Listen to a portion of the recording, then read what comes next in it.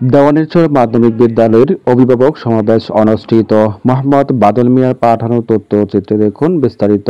শিক্ষার মান উন্নয়ন ও শিক্ষার্থীদের পাঠের অগ্রগতির জন্য অভিভাবকদের সচেতনতা বৃদ্ধির লক্ষ্যে বেলাব উপজেলার চর উজিলাব ইউনিয়নের দেওয়ানিরচর মাধ্যমিক বিদ্যালয়ে অভিভাবক সমাবেশ ও 2026 সালের এসএসসি পরীক্ষার্থীদের জন্য প্রস্তুতিমূলক মডেল টেস্টের প্রতিবেদন প্রদান করা হয়। সোমবার 28 জুলাই দুপুরে বিদ্যালয় অডিটোরিয়ামে এ সমাবেশের আয়োজন করা হয়।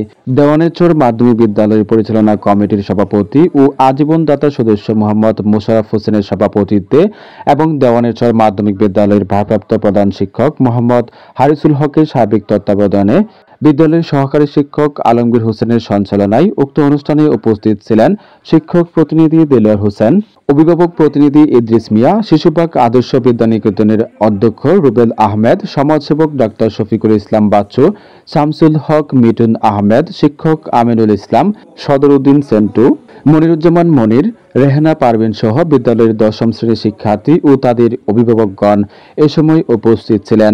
বিদ্যালয়ের সভাপতি মোশাররফ হোসেন ও ভারপ্রাপ্ত প্রধান শিক্ষক মোহাম্মদ হারিসুল হক বলেন, 2026 সালের এসএসসি পরীক্ষায় শতভাগ সাফল্য সহ বিদ্যালয়ের হারানো ঐতিহ্য ফিরিয়ে আনতে শিক্ষার্থী, অভিভাবক ও শিক্ষক সকলের প্রচেষ্টায় আগামী এসএসসি পরীক্ষায় শতভাগ পাস সহ লেখাপড়ার মান উন্নয়নে সকলের মতামত নেওয়া হয়। অভিভাবক ও শিক্ষকরা একে অপরের সার্বিক সহযোগিতা করবেন বলে তারা আশ্বস্ত করেন। অনুষ্ঠান শেষে এসএসসি পরীক্ষার্থীদের জন্য মডেল, প্রোগ্রেসিভ বা প্রস্তুতিমূলক মডেল টেস্টের প্রতিবেদনগুলো অভিভাবকদের হাতে প্রদান করা হয়।